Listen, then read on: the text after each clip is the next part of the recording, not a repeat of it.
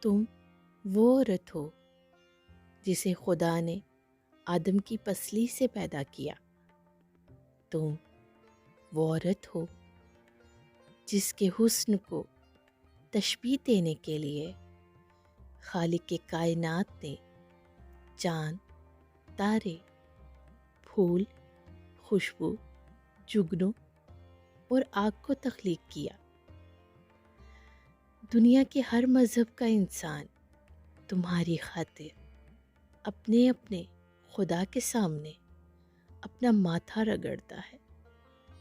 تمہاری آرائش کے لیے انسان نے پہاڑ کھود کر سونا نکالا اور تمہارے لباس کے لیے ریشم کے کیڑے تک سے ریشم حاصل کی گئی۔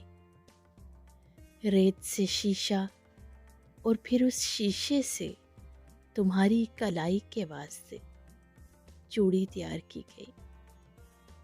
تمہارے لیے پھولوں کے باغات لگائے گئے اور پھر ان باغات کے سب سے خوبصورت پھول تمہارے بالوں میں سجانے کے واسطے چنے گئے۔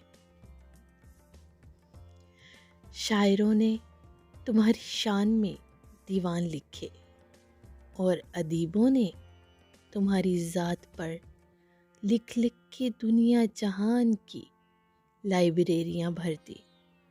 فقط تم سے ہر انسان کی تکمیل ممکن ہے، تو پھر تم کس لیے اداس ہو؟